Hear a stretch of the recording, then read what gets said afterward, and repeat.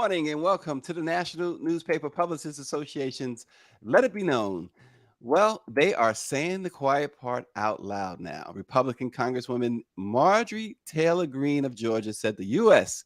needs to be divided into separate red and blue states, something akin to pre-Civil War times. We will discuss. Also, America's racial problems extends to your federal tax returns. Despite the IRS's use of the so-called race-blind auditing tactics, Black taxpayers are audited 2.9 to 4.7 times the rate of non-taxpayers, according to a study which reviewed nearly 800,000 audits and about 148 million tax returns. We will have details. And Dr. Robert C. Smith, a renowned political expert, listed for the Grio yesterday the 5 worst U.S. presidents for Black people's lives, liberty, and pursuit of happiness. We will tell you who had those dubious honors. But first, Marjorie Taylor Greene spoke the quiet part out loud. She and others don't want to live near Black folks and other people of color. We discussed, of course, with the Dream Team, Barrington Salmon of the Washington Informer and NMPA correspondent, also of the Washington Informer, Austin Cooper. Good morning, guys. Good morning, Stacey. Well, Marjorie Taylor Greene and several of her cohorts finally just said, as we say, the quiet part out loud. They don't want to live around us. We are just not, we're not good enough to live around them. They want to separate. She says she wants to separate red states from blue states for a shrinking of the federal government. She tweeted several times yesterday, and it was the latest in a string of controversial statements from the two-term Congresswoman. She said, we need a national divorce. We need to separate by red states and blue states and shrink the federal government. She says, everyone I talk to says this, from the sick and disgusting woke culture issues shoved down our throats to the Democrats' traitorous America last policies. We are done. The United States fought a civil war in the 1860s after a group of southern states tried to succeed in an effort to keep the legal enslavement of Black people. I'm going to start. Let's start with Austin because I know Barrington, he got his guns loaded and ready to shoot. Go ahead, Austin. And good morning again to the both of you and your viewers. Is anybody really surprised by such comments, such tweets? If we could go back in history almost 200 years and just listen to her, to her talk. She talks as if Abraham Lincoln, the 16th president of the United States, is occupying the Oval Office, as opposed to Joe Biden on, mid-February of 2023. What she's talking about is her idea, and she has a lot to believe, as she does, in a white America and in a Black America. And this is no longer code language for going back to the days of segregation. As you said earlier, Stacey, they are saying, she and others are comfortably saying the loud part out loud. The quiet part out loud. Power 96 says, good morning from New Orleans. Happy Mardi Gras. He says, I am marching with the Skull and Bone Gang, and I told y'all Marjorie Taylor Greene is a waste of cells. Barrington? It's real interesting because my thing is, if her stupid ass and the rest of them want to go, they can go. The fact of the matter is, this is Austin. I think it might be, yes, definitely a part of it is that they don't want to live with us, but it's also a shot at liberals and people who have a different perspective from these nitwits, these racist dummies. She is Power 96, you are so correct. She's a waste of cells. She is as dim as a one watt bulb. The fact of the matter is, if they decide to separate red and blue states, the red states are the states with the worst metrics of the 50 metrics in 50 or so metrics in that they use to judge people. lousy educational structure, all of the things, all of the educational system, Hmm. the infrastructure. These are the worst. They're the ones that are the ones taking money from the federal government. They're not the blue states are the ones, the Californias and the New Jerseys and New Yorks are the ones that are making money, that are paying for these fools. So if they want to go, let them go. Listen, Barrington, you have you you have a number of fans. Forward Time says, "I love when Barrington says, 'Are you surprised?'" And Joni King says, "I love Mr. Barrington." Good Well, thank morning, you, Monique Daniels. and I love And you Terry all. Thomas says, "Marjorie needs to go on an island and take her people along with her." But the thing about racists such as Marjorie Taylor Greene is they never realize, or they don't care. I think they realize and just don't care Hmm. that in expressing, exposing, promoting racism, they are also hurting the very people that they are representing. My brother Barrington just referred to low education scores, low reading scores in Georgia. That's her state, but Georgia has one of the lowest reading scores in the nation, as does Alabama and Mississippi and other southern states. I never forget hearing an an interview with Dr. King after he was released from the Birmingham jail, where he wrote the letter from a Birmingham jail Mhm. Hmm. in 1964, April of 1964, and he tells the story of talking to his white jailers. And when he asked them, and we had really good conversation. I asked them, well, how much are you making? What are your living conditions? And he said, he laughed and said, you all need to be marching with us. Yeah, yeah. But Well, one of the things to remember, Stace, and Austin, I don't know if you remember the quote from LBJ, that they can use and misuse and manipulate white people as long as they let them understand that they're better than black people. Exactly. And so in a lot of cases, it seems that because the best job that the power elite in this country have done is to ensure that race is always a wedge, a giant wedge between the white working class, the white middle class, black working class, black middle class.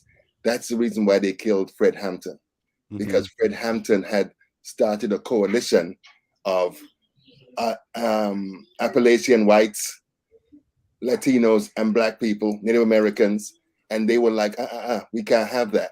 So I think that and I doubt that it's going to happen, but if we ever get to a point where white people realize that we have more in common, that they have more in common with us in economic and financial and social terms than what's being projected by the politicians, and all this garbage is going to change. Well, Marjorie Taylor Greene has made claims like Jewish space lasers It's started lasers. wildfires, Yep. to Muslim congresswomen weren't legally sworn in because they didn't take the oath of office on the Bible. But Mhm. she's also been front and center. She continues, uh, if you look at her Twitter feed, and which I don't recommend you following her at all. But if you look at her Twitter feed, she continues to defend all of the insurrectionists from January 6th. She keeps saying they're innocent. She keeps saying that they were basically doing what needed to be done for the country. She commits treason on a daily basis because she's took an oath, as some people pointed out. As a congresswoman, you took an oath to defend the Constitution of the United States by any means, right? Yeah. She is committing treason every time she opens her mouth. And But, this but woman, I'm sorry, Barrington, go ahead. Sorry. no, go on, go on. No, this lady who spews such ignorance and hatred She's not a is lady. de facto is Let's the get it de straight. facto second female Speaker of the House, because technically she is the Speaker of the House. Uh, Hmm. Kevin McCarthy cannot make a move without consulting her and getting her blessings, along with the blessings of others, Jim Jordan and others. She also wants to be Trump's running mate, and probably will be Trump's running mate. Um, as they has been pointed out too, that she isn't the first Republican to call for some form of succession, and there are indications, according to various reports, that support for succession has been growing since the 2020 elections. A June 2021 poll by Brightline Watch and YouGov found that 66% of Southern Republicans supported leaving the U.S. and forming a new country. Support was also high, also among Democrats in the West, where 47% supported a division. So she's Supported. got a lot of people thinking like her, which is, as you know, Barrington, very scary. But I hope that Orange Jesus chooses her to be vice president, because if he does that, they can kiss the presidency goodbye, because you'd have fool number one and ass number two running. So let them do that, because the stupidity of what used to be the Republican Party just is stunning. Mm-hmm. Everything that they should be doing to try to, but I don't even know why I said that, because at the end of the day, they're not interested in policy, they're not interested in programs, they're not interested in helping the people, the fools who voted for them. Mm-hmm. Because anybody who voted for the Republican Party, a bunch of goddamn idiots. Yeah, and they continue to perpetuate that nonsense. Look at the lady who is to the right of Trump. Trump didn't even endorse her, yet she is the new GOP chair of the Michigan Republican Party. Also, an election denier. But that's okay, because that they ain't going with the Democrats took control of the Michigan political structure for the first time in like 30 years. If them Republicans ain't careful, they'll never see leadership again. Mm-hmm. Because and that's why they're working. I mean, all of this is connected. The gerrymandering, the radical redistricting, the assault against, because in Texas they are now introducing legislation to stop polling places from being in colleges, because young people were the ones that turned the election. The Gen Xers and the millennials were the ones that turned the midterms. So all they have is to use manipulation politically to maintain control. Because listen, I read something the other day and I just shook my head, because they said that nationally, like almost between 8 and 10 million more Democrats vote every election, and yet Republicans continue to have control. We have a minoritarian government, an apartheid system that ensures that white people stay in power. That's what this is all about. Speaking of apartheid system, you brought that up again. A program and note at 10 o'clock this morning that we are going to be speaking with Representative Benny Thompson of Mississippi. Earlier, last week we spoke with Jackson Mayor Chokwe Lumumba, and he referred to what's going on down there as an apartheid-like situation, and he doubled down on that yesterday. The mayor told the Congress people that were voting, he said, you guys came dressed. I don't know why you came with your clothes on. All you needed was the hood. Hood, yeah. He really held nothing back. So join us at 10 o'clock this morning.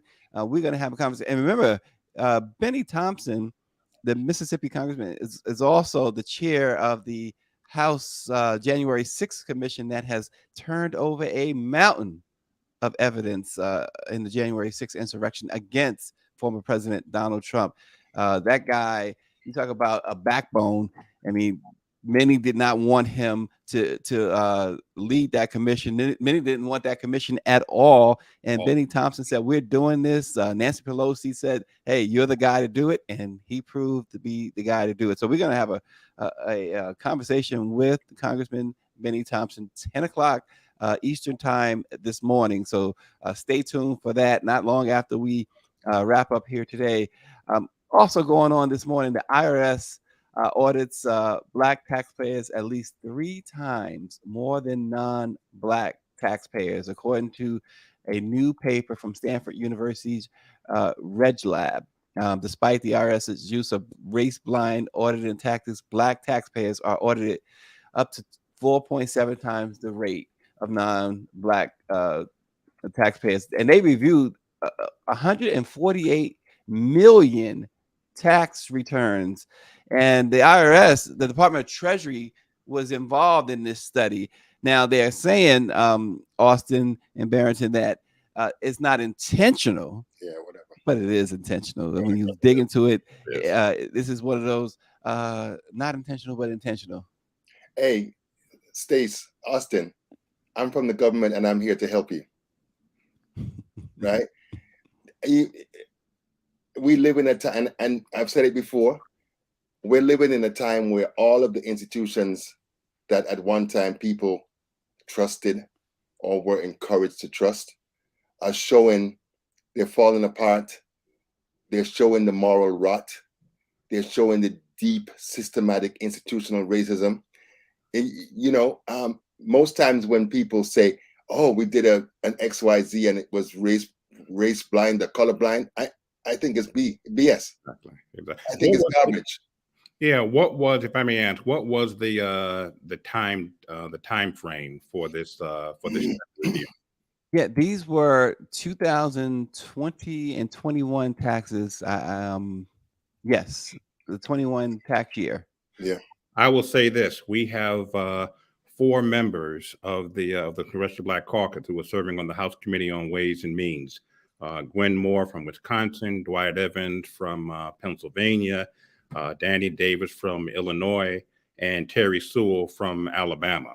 So I would hope that one or all of them would call for some type of a hearing, even though they are in the we are in the minority. I would think that this would be at the top of their list for a congressional hearing. But Austin, what's good? What good is a hearing? It ain't gonna change nothing. It will highlight the problem. Change anything? Like we're doing now in discussing this, it will highlight the problem, and hopefully something will be done. But Austin, we know the problem. That dog has been on the porch for the length of time we've been in this country. We know the problem. People do not have the political will to change it. People are too comfortable. The power, perks, and privilege that the elites and white people have, they ain't trying to change anything, bruh. Well, Mike V makes a great point, as he usually does. He says, where are all these white conservatives who want smaller government and dislike government overreach, as to speak about IRS auditing 4.7 times more here?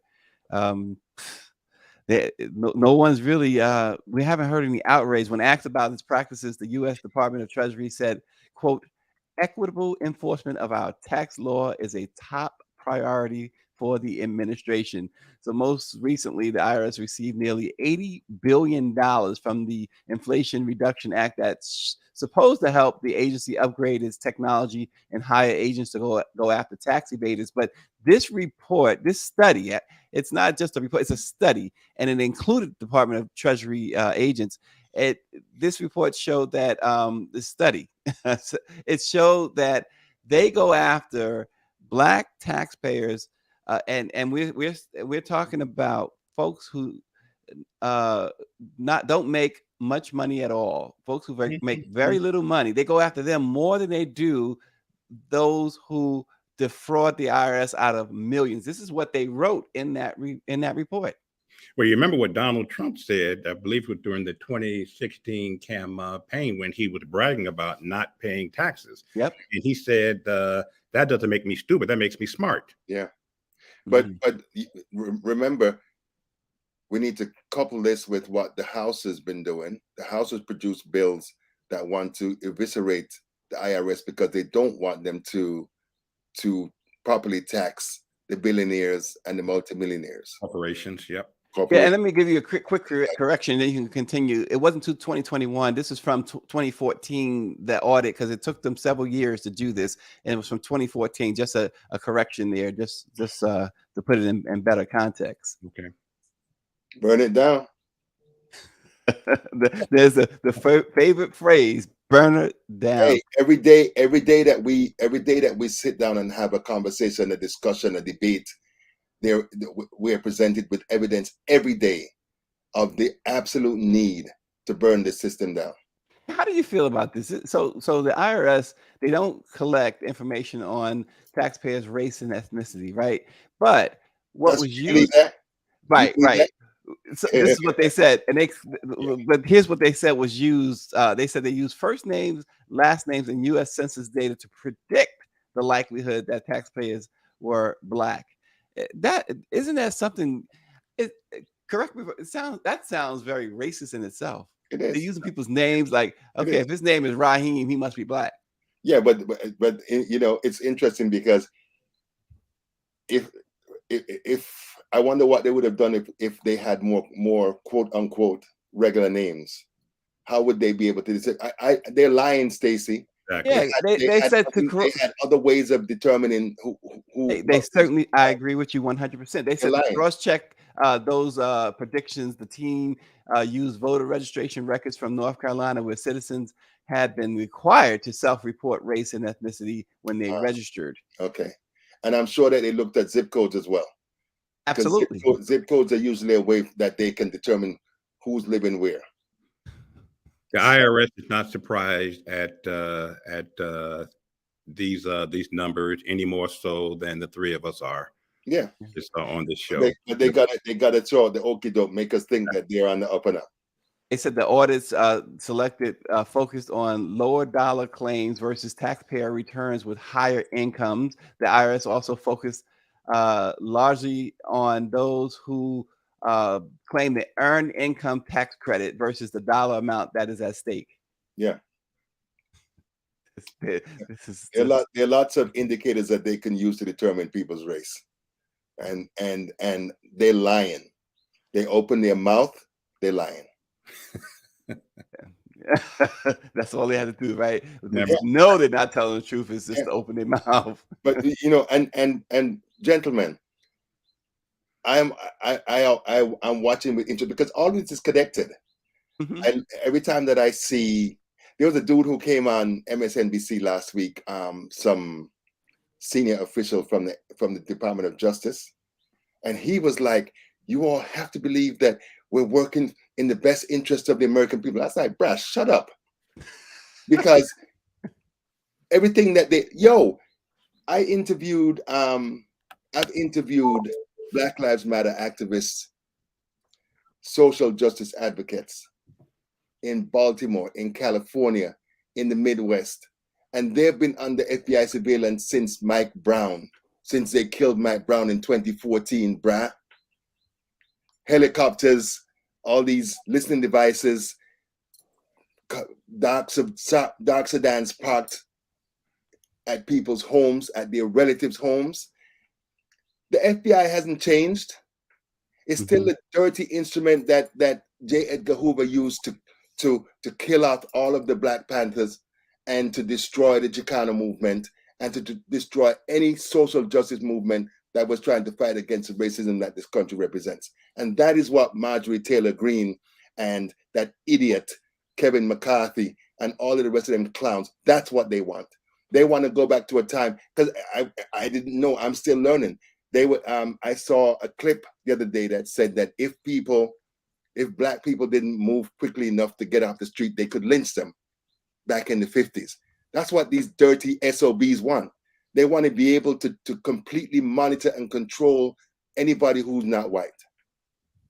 And that's what we got to fight against. Yeah, and the footnote 4 times says the audit years are for the PPP money. As we said, it was from 2014, but you can best believe that if you got PPP money and you're a Black small business, you're going to get audited.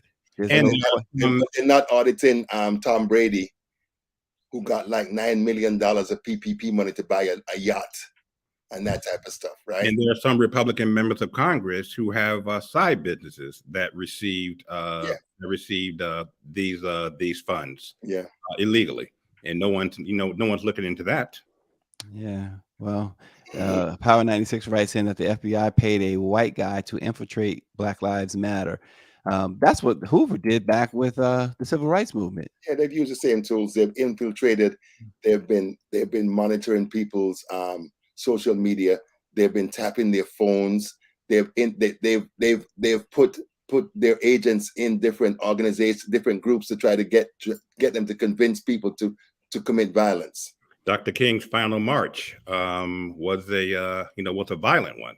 That there were violence broke out in Memphis precisely because the FBI had plants, paid off some of our people, some of our young brothers to instigate violence a week before the assassination. Yeah.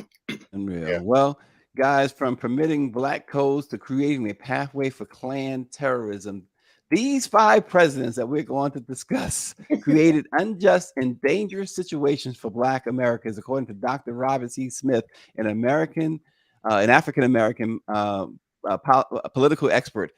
Since America gained its independence in 1776, the nation has seen 46 men serve as president. These men have taken the country from its founding years to freeing enslaved people, to passing finally civil rights legislation, and to removing some institutionalized barriers to opportunity. So yesterday, the Grio published a list of the 5 presidents who were the worst for Black Americans, and they said it was in no particular order. But we start with Andrew Johnson, the 17th president, who was president from 1865 to 1869. They write that he didn't stand in the way when states implemented the black codes that limited the rights of people recently freed from enslavement. He was an overt white supremacist and racist. He said openly in his state papers that Africans were inferior people and therefore should be held in a subordinate position to white people. There should not be equality between the races, he declared. That was Johnson, who, of course, goodness grief, we know that ideology still exists today. And then there was Ronald Reagan, the 40th president, who served 2 terms. Absolutely. They said he used conservatism as an excuse not to use the federal government to improve the lives of Black people. Reagan's racism emanated not from racial animus per se, but from his rigid adherence to this conservative ideology, the notion of limited government and the belief that government should not try to correct social conditions. Whatever. Well, Stacey, I mean, you gentlemen remember that a recording came out within the last 2 years of then California Governor Ronald Reagan talking to then President Africans, right? About Africans. He referred to African diplomats as monkeys and savages. And Africans are not even used to wearing not comfortable wearing shoes. This is also the same Ronald Reagan who launched his 1980 campaign in Philadelphia, Mississippi. Yep. And this is also Ronald Reagan who oversaw the changing of the laws in California when the Black Panthers were walking around with open carry. And he's also the Ronald Reagan who was very close friends as an actor with John Wayne, and avowed racist as well. Yeah. Let's not forget that. I want to go back to Andrew Johnson. Okay, so before we get to the others, go ahead. We cannot forget that he oversaw the dismantling of Reconstruction, which in real terms is so significant. Yep. Because if the country and if the people who were involved were allowed to bring that forward, this would be a completely different country, I think. Yep. So moving on, Rutherford B. Hayes made the list of the top 5, the 19th president who served from 1877 to 1881. He agreed to withdraw federal troops from the South to secure his presidency. That action resulted in Ku Klux Klan terrorism against Black people and white supremacy in the South. Hayes was a Civil War general. He was a reasonably liberal politician on race, according to the Grio, but he agreed in 1877 to the withdrawal of the last of the federal troops in the southern states who protected the rights of the newly emancipated persons. This led to KKK terrorism and a concerted effort to reduce Black people to a near slavery capacity in terms of labor and taking away their right to vote. And then there was Woodrow Wilson, the 28th president from 1913 to 1921. He instituted segregation in the federal government civil service jobs, taking away valuable employment opportunities for Black people. Wilson was a white supremacist and a racist. He believed Black people should be held in subordinate positions to whites. Prior to his presidency, Black people and white people in civil service in Washington worked in integrated setting. He came in and imposed complete segregation. Oh gosh. And then of course, last but not least, and perhaps you could put him anywhere you want, is the 45th president who served, of course, 4 tumultuous years, 2017 to 21. He has institutionalized white nationalism into the Republican Party. That's why Barrington keeps saying what used to be the Republican Party anymore. It's not. And I mean, vile, racist, hollow little man, someone who I am absolutely sure is suffering from severe meat shortage, ignorant, nasty, brutish, a con man, a thief, and a grifter. And that, and I hear people now saying that they think he's going to win again in 2024. Well, let's not forget that his father, Fred Trump, was sued by the U.S. federal government, I believe the Department of Justice, in the early 1970s for practicing discriminatory housing in rental properties across Queens. With regard to Woodrow Wilson, if my memory serves me correctly, he at one point, after leaving the presidency, served as the president of Princeton University. Yeah. Within the last 3-5 years, I think the School of International and Public Affairs was named after him, and they took his name down, and rightfully so. Now, these are the 5, and granted, they certainly deserve ratings of the top 5, but that doesn't excuse some of the other presidents who did not make the top 5. Andrew Jackson is one. Andrew Jackson, Richard Nixon. There are. I mean, I would love to see what who the next 5 were. Yeah. Well, they listed 5. The worst 5 is what they termed it, the worst 5. And like you said, I mean, there are certainly other candidates. You probably can't argue with these 5, right? Absolutely. No, not at all. The thing that pisses me off every time that I cross the Wilson Bridge, I'm pissed. They need to take the name down. Yeah. Mm-hmm. But I mean, everywhere we go, buildings and streets and all these other edifices have these dirty. Let me not. The Wilson Bridge. My memory of the Wilson Bridge is a personal one. I worked in D.C. and I was living at the time in Alexandria. Mm-hmm. My cousin Keith and I were living in Alexandria, and there's always a tie up on the bridge for some reason or another, right? And so I'm coming home and the traffic is just horrible, and I'm angry. I'm upset because I want to get home. I'm hungry. I'm tired, and I want to get home. So finally making across the bridge, and it's just a pile up. It's just horrible. So I get home, and so I said, when my cousin gets in, I got to tell him this was awful, whatever. It's late at night now. He comes strolling in, and he's got this frustrated look on his face. And so just before that, though, I hear in the news that there was this huge accident on the Wilson Bridge, car dangling over the bridge, et cetera, et cetera. It was horrible. Like this lady, she was driving.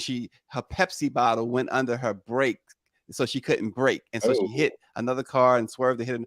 Well, my cousin comes in and says, "You don't want to know how bad my day was. I was in an accident, almost lost my life on the Wilson Bridge." He was the one. He was the one. He was the one. Really? Wow. Jesus. I said, Keith, well, I'm glad you're okay and all, but you messed up my commute. Yeah. I before we leave, I want to say something. This is February 21st, the day that we honor the memory of Malcolm X. He was assassinated on this day in 1965 at the Audubon Ballroom in Harlem. And, every time I think of him, I think of the fact that all of the best and the brightest in Africans in America have been taken by the FBI, by the federal government, by state-sanctioned executions by law enforcement. So what we're seeing is, I guess it could be called, what we're seeing from the Marjorie Taylor Greenes and the Carrie Lakes and the Ann Coulters Carrie Lake still won't give who up. told Nimrata Haley to go back to her country. That all we're seeing is just another, they're shapeshifters. And as I said last week, every generation we have to fight for our freedom, because these SOBs don't sleep. They're always looking for ways to steal what African Americans in this country have fought and died for. You know, it's interesting you mentioned Malcolm X, because yesterday, and we didn't have this as a news topic, but yesterday Ben Crump filed a lawsuit on behalf of Malcolm X's surviving children against the New York City Police Department, against the federal government as well, for their complicit actions in not bringing to justice those who actually killed Malcolm X. Yeah. The lawsuit was filed in New York just yesterday. So very timely, Barrington, that you mentioned that. If you remember, was it last year, Austin, that the guys who were originally accused and even served time were exonerated? Yeah. Absolutely. You know, it's and great point, Brother Barrington. Thank you for bringing up Brother Malcolm, and may he continue to rest in peace along with the others. But it's never too late to bring about justice. So I don't care what the ages are of these individuals. I don't care about their health conditions. If they're guilty, they need to spend their remaining days in prison. The same way as the lady does. I think her name is Flora Bryant. Yep. Who was Carolyn Bryant. What happened? Huh? I'm sorry. Yeah.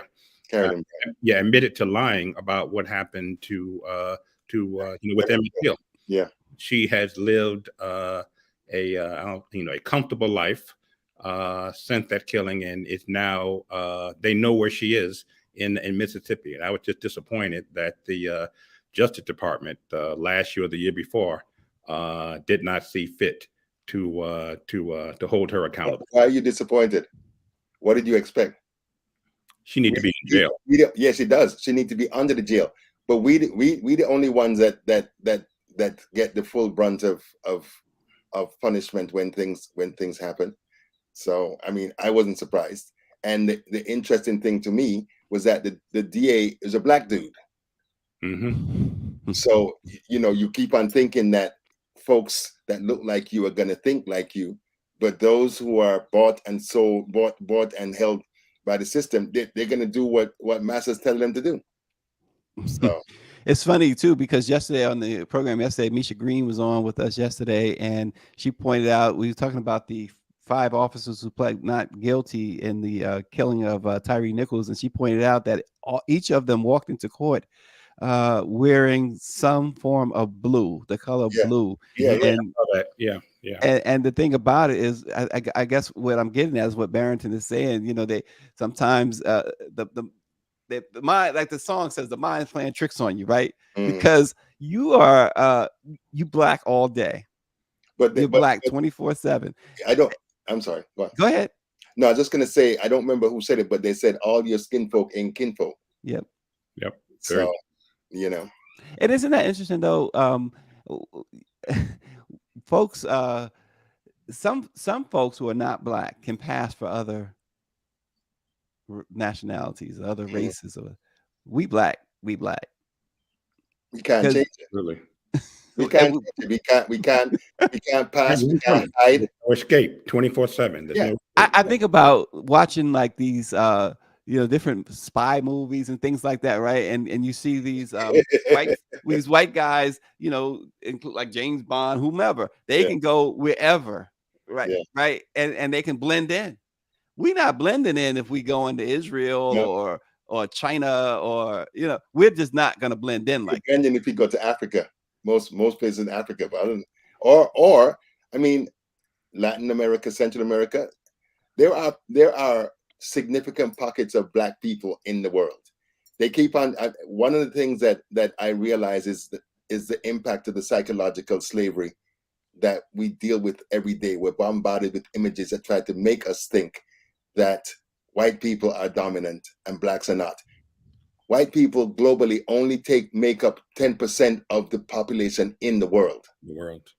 But with their media and their newspapers and everything, that all the instruments they use, they continue to project the image that they are the majority when they're not. Yeah, Mike V says it's the one drop rule, and Power 96 says Jay-Z said it best: light skin, dark skin, still the N word. Yeah, That's right. yeah. And again, so we know. Speaking of Malcolm X, and we see Malcolm X again on the screen.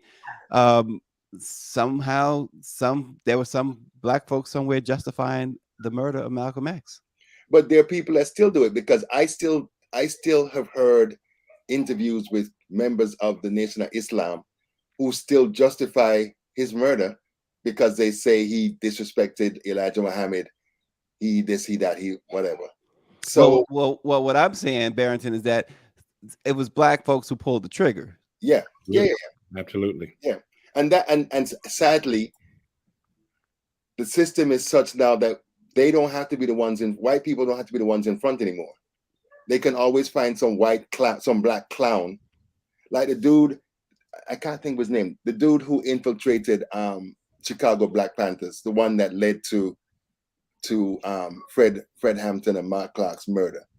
He did that in several states with at least 2 or 3 other civil rights groups, and they said that they paid him like maybe $400, $600 per.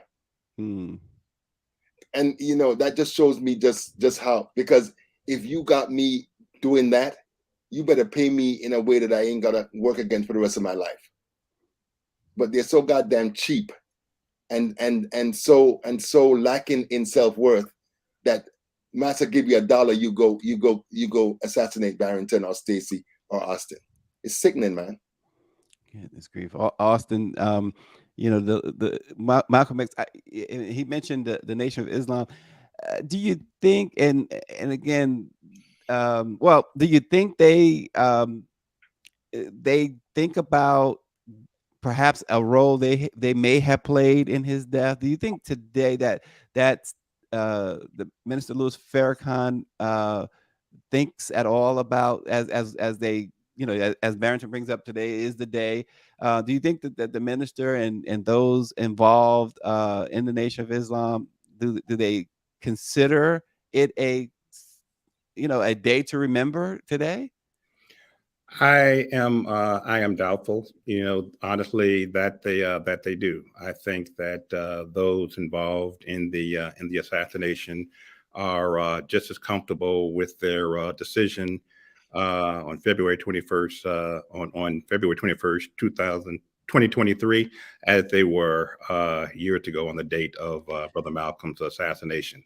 But So, are we convinced, though? Have we been told?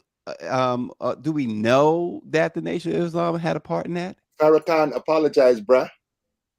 Did he apologize? Like in the late 1990s, he apologized to the family. Okay. I was not aware of that. Okay. For NOI's role in Malcolm's assassination. Okay. I was not aware of that. Oh yeah. That's why, I don't know if you remember, his daughter got caught. One of his daughters got caught up in a conspiracy because she hired this white boy. Right. That's killed right. Farrakhan, and he was an FBI informant. Oh gosh, yeah, that's right. Yeah. About that, Barrington. Yeah. Yeah, and I was under the impression that Farrakhan met with the family at some point. Yeah, he did. Because I thought he apologized for creating the atmosphere. Yeah. Right. Yeah. Yeah. Okay. I had forgotten about that. Thank you. Yeah. Yeah, because I know that we hear a lot of stuff, and it's easy to go with what we hear from outside, right? Yeah. And we try, certainly here, and certainly you don't do it, Barrington, and Austin doesn't do it. Go with the flow. The last thing y'all do is go with the flow. but there are several documentaries on Hulu and Netflix Yeah, that go in depth Mhm. into the factors, the environment, the major figures around Malcolm's assassination. And the Nation of Islam is right up in the mix. The FBI is up in the mix. The New York Police Department, that piece of trash, J. Edgar Hoover, all of them are caught up in this. Yeah. You know, Well, we certainly know that what we know for a fact, and I'm not certainly not here to defend the Nation of Islam. I don't know a whole lot about the Nation of Islam to either condemn or defend, but we do know that there was a big falling out yeah, back in the 1960s between the Nation of Islam 1963. and 1963. 1963, when John Kennedy got assassinated, the it was sent down from Elijah Muhammad that none of the spokespeople, none of the heads of the leaders of the mosque should comment on Kennedy's assassination. And Malcolm said the chickens have come home to roost, and he was suspended, and that began the split that Yeah. led to him forming the Organization of African Unity. I tell you what, the fruit of Islam is that whole thing is something to as a sight to behold. We saw it in the Malcolm X movie, right? Yeah. When one of the great scenes was when the character played by Denzel Washington goes up into the police station, and he wants to see this prisoner that they had unlawfully arrested, and they wasn't gonna let him see him. They beat, and he told those cops to look out the window, and you saw a mass of these well-trained and disciplined men. And I got to tell you, I got to see that up close and in person at the Michael Jackson trial in 2005. If you recall, Leonard Muhammad, who is uh, Minister Farrakhan's, I believe, son-in-law, led the protection for Michael during the trial. And at the opening of the trial, one of the most powerful things I've ever seen, it was the fruit of Islam walking down the street toward the courthouse, in front of Michael Jackson. His motorcade was coming, but it was easily 2,000-3,000 of them. Yeah. And you know And who they said marched trained them? in there. You know who they said trained them? Malcolm. Wow. Never knew that. They said Malcolm. Yeah, they said Malcolm trained them. I never knew that. Yeah. But they marched, and you had the lead guy shouting out the order. Yeah. And these guys, like military precision. better than military precision. But there were so many things, brothers. I mean, when you look at the Nation of Islam, when you read Malcolm's story, and you see the amount of people who were drug addicts, alcoholics, down on their luck, that were brought into the Nation of Islam and raised up as honorable, respectable, productive men and women. We don't have to reinvent the wheel. Nope. They had an economic component. They had a component that would just to lift us up as Black people, as human beings. They were the first ones that I heard saying that we needed to. So maybe they ally with Marjorie Taylor Greene, because they were saying we want 5 states to have our own land and to not be beholden to the federal government and white people. So there's a great deal to glean and to pull and to use and apply in our everyday lives. And what we have been seeing, particularly since Trump came in, is the demonization of Farrakhan and the Nation of Islam. Yeah, Mike V brings out 1 million Black men showed up in Washington in 1995 to organize peacefully. Yep. Were you there? And no, I was traveling. But the Nation of Islam saved saved Malcolm X's life in prison. I remember as a young person reading Yeah. that, and Malcolm X is the first person I ever heard of who read the dictionary page to page, forward and then backwards. Yeah. I said, who reads a dictionary? I said, well, Yeah. okay, that can show you the brilliance of his mind. Yeah, that it was some sight to see in that right there. There was no incidents too during the Million Man March. And I think I told you guys before because I came up to do it to cover it for the Miami Times, and my then girlfriend was a lawyer for the Department of Agriculture.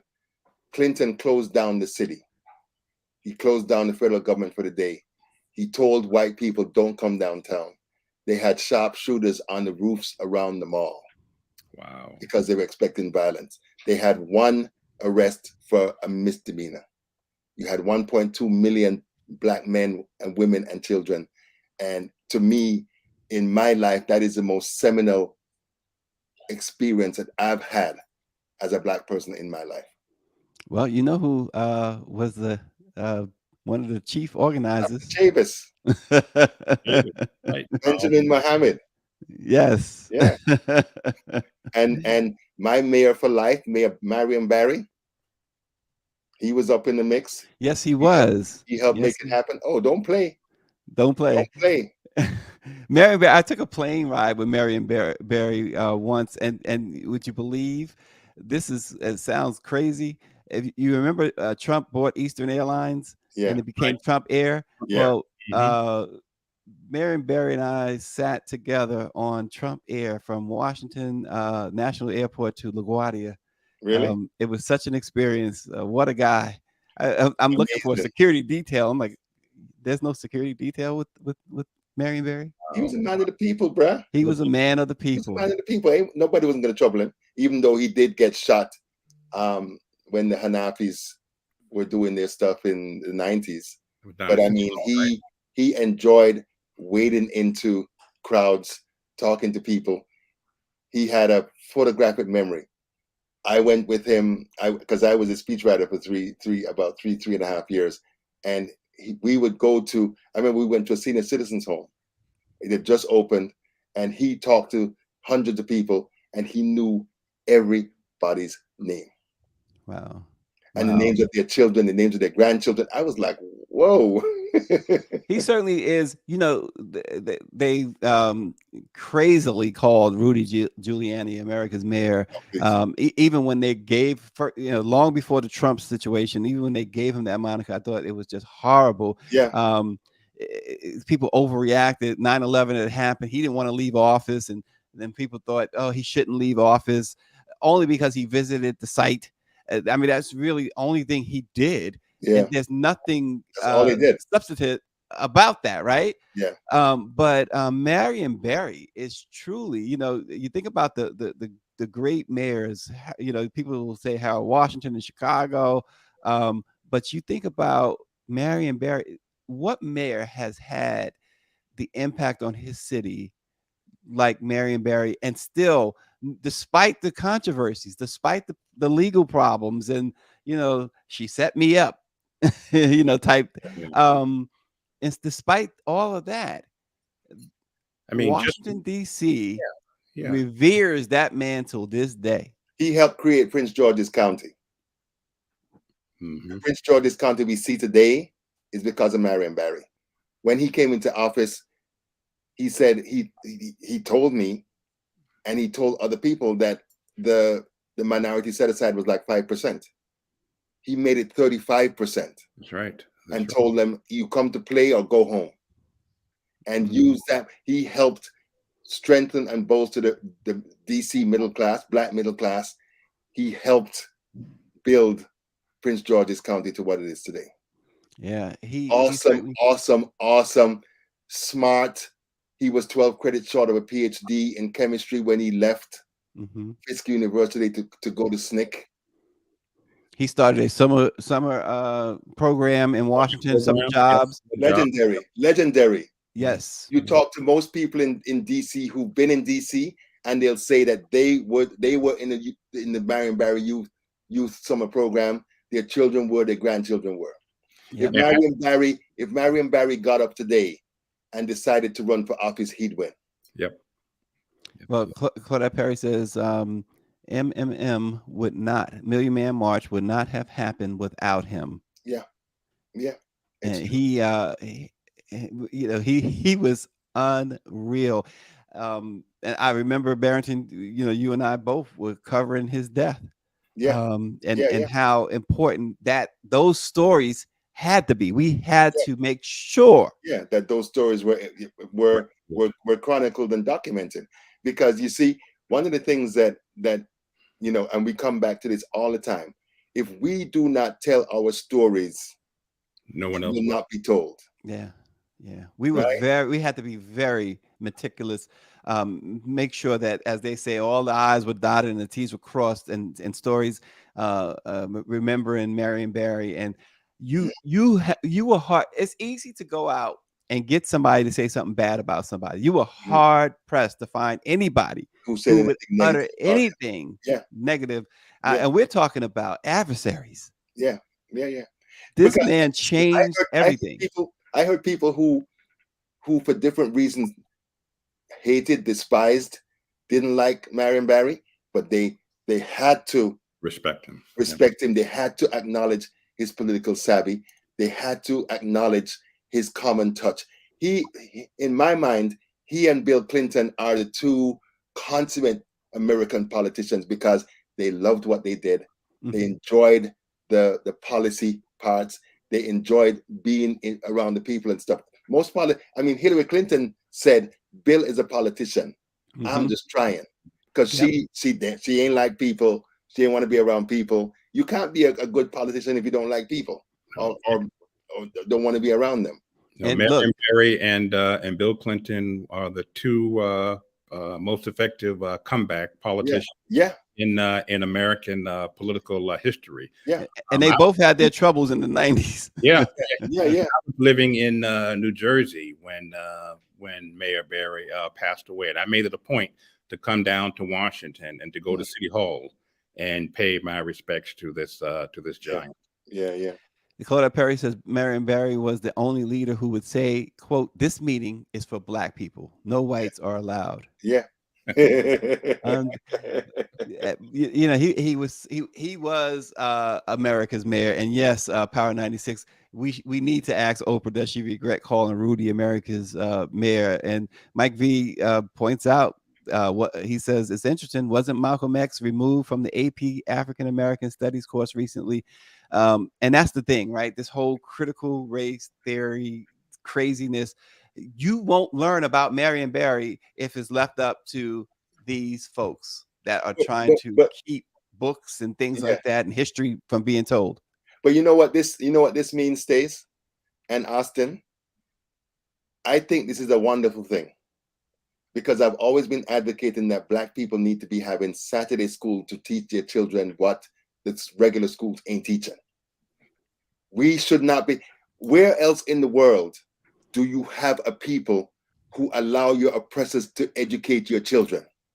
Mhm. Where else in the world? What do we expect? They're never going to give us, as Audre Lorde said, they'll never give us the tools to break our oppression. Yeah. We should not be expecting these people to teach us our history.